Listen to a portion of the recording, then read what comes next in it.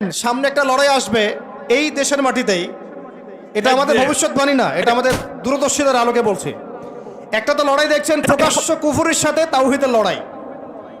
একটা লড়াই দেখছেন না, প্রকাশ্য কুফুরির সাথে কিসের লড়াই? তাওহীদের। সামনে একটা লড়াই দেখবেন মডারেট ইসলামের সাথে প্রকৃত ইসলামের লড়াই। নতুন একটা ব্যাটল দেখবেন সমাজের মধ্যে চলবে, কথায় কলমে, টকশোতে, ময়দানে, ওয়াজ মাহফিলে, সব জায়গায় দেখবেন একটা নতুন ব্যাটল সামনে আসবে। মডারেট ইসলাম মানে সুশীল মার্কা ইসলাম, বুঝেন নাই?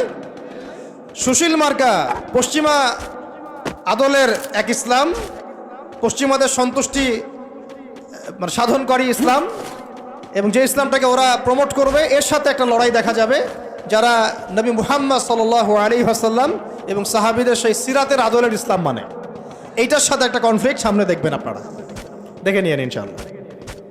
কারণ আমরা খুব গভীরভাবে অবজার্ভ করছি বিষয়গুলো, যে যারা এতদিন পর্যন্ত সুযোগ সন্ধানী ছিলেন তারা এখন মডারেট ইসলামের দীক্ষায় দীক্ষিত হচ্ছেন।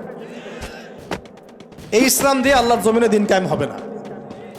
ইসলামে আল্লাহর জমিনে দিন কায়েম করতে হলে সাহাবীদের ইসলাম নিয়ে আসতে হবে বাংলার জমিনে। আর সাহাবীদের ইসলাম শুধু আমর বিল মারুফের ইসলাম ছিল না, এখানে নাহি আনিল মুনকারও ছিল। মানে আপনারা হয়তো বোঝেন নাই, মানে শুধু সৎ কাজে আদেশের ইসলাম ছিল না, বরং অসৎ কাজে নিষেধের ইসলামও ছিল। শুধুমাত্র আমরা ভালো ভালো কথা বলবো, অন্যায় নিষেধ করব না, শুধুমাত্র তাবলীগের কথা বলবো, আল্লাহর জমিনে দিন কায়েমের কথা বলবো না, প্রয়োজনে আমরা জুলুমের বিরুদ্ধে দাঁড়িয়ে যাব না, জালেমের বিরুদ্ধে প্রতিবাদ করব না, এইরকম ইসলাম, এইরকম মানহাজ দিয়ে আপনি বাংলাদেশের জমিনে দিন কায়েম করতে পারবেন। এখন কথা হচ্ছে, আমি অনেক গভীরে চলে যাচ্ছি। যুবক ভাইদেরকে বলছিলাম যে নামাজের সাথে তেলাওয়াত ধরে রাখেন, আজকার ধরে রাখেন, ওলামা একরামের সোহবত ধরে রাখেন, এবং এবং প্রকৃত ইসলাম আর এই Protestant version of Islam, moderate Islam, এর পার্থক্য বোঝার চেষ্টা করবেন। ইসলাম শিখবেন আল্লাহ, তার রাসূল এবং সাহাবীদের কাছ থেকে। ইসলাম আমাকে পশ্চিমাদের কাছ থেকে শিখতে হবে না, ভারতের কাছ থেকে শিখতে হবে না, এই সুশীলদের কাছ থেকে শিখতে হবে না, এই মুনাফেক মার্কা বুদ্ধিজীবীদের কাছ থেকে শিখতে হবে না। ইসলাম শিখবো কোত্থেকে? সাহাবীদের কাছ থেকে। কাদের কাছ থেকে? এবং সিরাত থেকে আমি দলিল নিব। কোত্থেকে দলিল নিব? সিরাত থেকে, কোরআন থেকে এবং সুন্নাহ থেকে আমি দলিল নিব। আমি পশ্চিমাদের থেকে দলিল নিব না। একটা বিষয়ে স্পষ্ট মনে রাখবেন, ওরা যে ইসলামটাকে প্রমোট করবে নিঃসন্দেহে সেই ইসলামের মধ্যে আব্দুল্লাহ বিন উবাইয়ের একটা মানহাজ থাকবে। ওদের ইসলামের সাথে আব্দুল্লাহ বিন উবাইয়ের মানহাজ জড়িত থাকবে। খবরদার এই ট্র্যাপে পা দিবেন না, আল্লাহ পাক আপনাদেরকে হেফাজত করেন, আমিন। এরপরে আসেন যে পয়েন্টটা নিয়ে আমি এদিকে চলে আসছি, যে আমাদের সমাজের এই সংকটগুলা, বড় বড় লেভেলের সংকটগুলো, এগুলোকে যদি আমরা দূর করতে চাই তাহলে আল্লাহর কসম করে বলছি, রাষ্ট্র ব্যবস্থায় পরিপূর্ণ ইসলাম কায়েম না হওয়া পর্যন্ত আমরা পরিপূর্ণ স্বাধীনতা অর্জন করতে পারবো না। এইটা একদম নিজের মধ্যে সূরা ফাতিহার মতো মুখস্থ করে নেন। যতই আমরা জনবল দেখাই না কেন, যত মাহফিল করেন, যত প্যান্ডেল নিয়ে আসেন, হ্যাঁ, যত আপনি স্লোগান দেন, আরও তো অনেক কিছু করছি আমরা, ঠিক আছে, কাজ তো ভালো, আলহামদুলিল্লাহ, কোনো সমস্যা নাই। বাট এই কাজগুলো ভাটা পড়ে যাবে যদি উপরের লেভেলে ইসলামকে নিতে না পারি আমরা। এমনকি মসজিদের মধ্যেও আমরা স্বাধীন থাকতে পারবো না যদি আমরা রাষ্ট্র ব্যবস্থা ইসলামকে নিতে না পারি। গত 10 বছর দেখেন নাই, জুমার খুতবা কি দেওয়া হবে সেটার উপরে চাপ প্রয়োগ করা হয়েছে। ওয়াজ মাহফিলে কি বলবেন কি বলতে পারবেন না তার উপরে আপনাকে নজরদারি করা হয়েছে। আমরা তো এমন একটা হালতে ছিলাম যে বাসায় ঘুমালেও বাসার বাইরে ওই গোয়েন্দা সংস্থার লোকজন বসে থাকতো, কোথায় যায়, কি করে, কার সাথে ফোনে কথা বলে, কে তাকে কল দেয়, যে কল দিল তার সাথে এর কি সম্পর্ক। আমাদেরকে কল দিলে তো মানুষই বিপদে পড়তো, আর কল দিয়েও তারাই বিপদে পড়তো। কার সাথে দেখা করে, কে বাসায় আসতেছে, কে যাচ্ছে। এই যে একটা মনে আছে দাজ্জাল যে দ্বীপে বন্দী আছে, হাদিস আছে না, একটা যে তামিমদারি রাদিয়াল্লাহু আনহু, ওখানে একটা প্রাণীর সাথে দেখা হয়, সেই প্রাণী থেকে আসছো, মনে আছে হাদিসটা? তো ওই প্রাণী নিজের পরিচয় দিয়েছিল কি, যে আমি জাসাস, আমি কি জাসাসা, আমি কি জাসাসা, আমি হচ্ছে গোয়েন্দা। জানি না এই হাদিসের আসলে তাওয়িল এখন আমার জানা নাই, আল্লাহ ভালো জানেন, আমি এখনো শিখছি। কিন্তু এখন খেয়াল করে দেখেন, পুরা যে সভ্যতাটা চলছে, এরা যেভাবে তাওহীদপন্থী মুসলিমদেরকে এইভাবে গোয়েন্দা সংস্থাদের আওতায় নিয়ে আসছে, উঠতে বসতে চলতে ফিরতে তারা আপনাকে নজরদারির মতো রাখতেছে। ঠিক দাজ্জালের ওই জাসাসার মতো, ঠিক দাজ্জালের জাসাসার মতো। আল্লাহ, যাই হোক, কথা হচ্ছে যে আপনি আমি মসজিদেও স্বাধীন থাকতে পারবো না যদি আমরা উপরের লেভেলের ইসলামকে নিতে না পারি, শক্তিশালী হতে না পারি। এই যে একটু আগে বললাম সুদের কথা, আপনি সুদ ভিত্তিক অর্থ ব্যবস্থাকে বন্ধ করা তো দূরের কথা, বন্ধ করা বহু দূরের কথা, যদি আপনি রাষ্ট্র ক্ষমতা ইসলামকে নিতে না পারেন। শিক্ষার কথা বলি, দুটো লাইন বলি। শিক্ষার যা দুরবস্থা চলছে, এই দুরবস্থায় উচিত ছিল, দেখেন প্রাইমারি স্কুলেই আমাদের বাচ্চারা কোরআন তেলাওয়াত শিখে যাবে।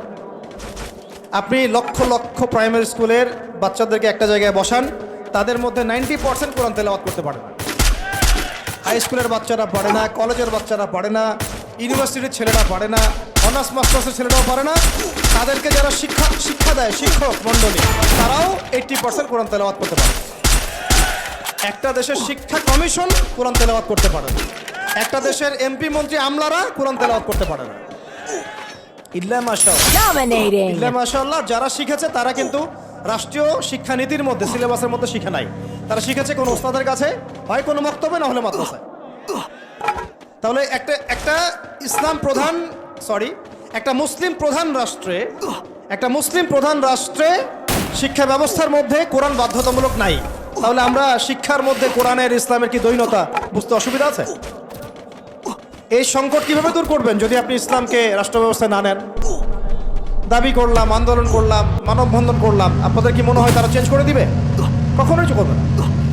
হয়তো বলবে ঠিক আছে, আচ্ছা ঠিক আছে, আমরা 10টা সূরা দিয়ে দিলাম পড়ুক, 20টা সূরা দিয়ে দিলাম পড়ুক, এক পারা দিলাম মুখস্থ করুক, সর্বোচ্চ দিল ধরো। কিন্তু আমরা জানি যে এগুলো দিয়ে সাহাবাওয়ালা সেই জজবা, সেই ঈমান, সেই দাওয়াত, সেই জিহাদ, সেই ইকামত দিন সম্ভব না। এগুলো জাস্ট আইওয়াশ শোডাউন করা মানুষ। জ্ঞান, ইসলামের জ্ঞান যে এত যে গভীর, মানে আমরা এখন যেটা অনুভব করি যে আমরা এই সাগরের কিনারায় দাঁড়িয়ে আছি, এখনো সাগরে নামা তো দূরের কথা, আমরা পাও ভিজাইনি এখন। এটা হলো দ্বীন ইসলামের জ্ঞানের গভীরতা। আর আমাদের 90% মুসলিম এখানে শিক্ষা ব্যবস্থা ইসলাম নাই, কোরআন বাধ্যতামূলক না, হাদিস 100টা বাধ্যতামূলক না। 20 বছর পড়াশোনা করে আমাদের ভাইরা 20টা সূরাও শিখে না। এখানে ইংরেজি বাধ্যতামূলক, সায়েন্স বাধ্যতামূলক, ম্যাথামেটিক্স বাধ্যতামূলক।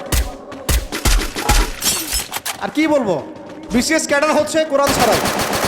সিরাত, নবী সাল্লাল্লাহু আলাইহি ওয়াসাল্লামের জীবনী, যে নবীকে চিনে না সে আল্লাহকে চিনবে কিভাবে? সেই সিরাত আমাদের সিলেবাসে নাই। আপনি দাঁড়ান, একজন দাঁড়ায় বলেন তো যে 20 বছর পড়াশোনা করেছেন, আপনার সিলেবাসে সিরাত ছিল? একটা বই, খতামুল আম্বিয়া, সিরাতে খতামুল আম্বিয়া, পাতলা এতটুকু বই, সিরাতে খতামুল আম্বিয়া, মুফতি মোহাম্মদ শফি রাহমাহুল্লাহ লিখেছেন, এতটুকু বই। এই বইটাও কি পড়াইছে? তাহলে একটা দেশের শিক্ষা কমিশন কি করছে আসলে? এদেশের কোটি কোটি ছেলে, কোটি কোটি মেয়ে, কোটি কোটি শিশু কোরআনবিহীনভাবে শিখছে, হাদিসবিহীন শিক্ষা শিখছে, সিরাতবিহীন শিক্ষা শিখছে, ইসলামের ইতিহাস নাই, আকিদা তো বহু দূরের কথা, ফরজে আইনেরও কোনো পড়াশোনা নেই। কিন্তু এখানে আপনি শরীফও পাবেন, আরো কত কি পাবেন, এগুলো না হয় নাইবা বললাম, বলতেও খারাপ লাগে। উন্মুক্ত যৌন চর্চা ওখানে পড়ানো হচ্ছে, যৌন শিক্ষার নামে উন্মুক্ত ফ্রি সেক্সের দীক্ষা দেওয়া হয় নাই। এখন কতটুকু সংস্কার হচ্ছে আমি জানি না, নতুন করে আমি বই ঘাটি নাই। আগে 20-30 বছর আগে যাও ইসলামের কিছু ছিল গদ্য পদ্য উপন্যাস কিছু ছিল, এগুলো আস্তে আস্তে সব উঠায় দেওয়া। খেয়াল করে দেখেন, তাহলে এটাকে পরিবর্তন আনার জন্য শুধু কি মানববন্ধন যথেষ্ট হবে?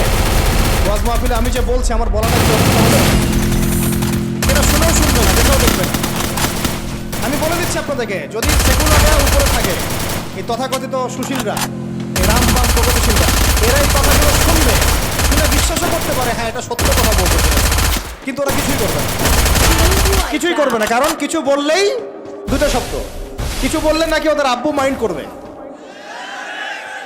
আব্বু চিনেন তো? আব্বু হচ্ছে কে? আমেরিকা। কিছু বললে কে মাইন্ড করবে? আবার কিছু বললে আম্মু নাকি বকা দিবে। আম্মু চিনেন? আম্মুকে না, আম্মু হচ্ছে ভারত। ওদের চিন্তাটা এরকম, কিছু বলবো না, বলা যাবে না, কিছু করা যাবে না, সংস্কার করা যাবে না, কিছু বললে আব্বু মাইন্ড করবে। আব্বু কারা? পশ্চিমারা। আব্বু কারা? পশ্চিমারা। আবার এখন বলছে কিছু বললে আম্মু মাইন্ড করবে, আম্মু বকা দিবে। হ্যাঁ, আপনারা কেন মব সন্ত্রাস করতেছেন, মবক্রেসি করতেছেন? আসলো না কিছু কথা কয়দিন আগে? কিছু বললেই মানে হুজুররা কিছু বললেই ভারত চেতে যাবে, ভারতের মিডিয়াতে তোলপাড় হবে। হ্যাঁ, বাকি আপনারা যদি আন্দোলন করেন, সংগ্রাম করেন, অভ্যুত্থান ঘটান, তাহলে কোনো সমস্যা নেই। হুজুররা বললে সমস্যা। Help me! এটার কারণ একটাই, এই পৃথিবী দুই ভাগ।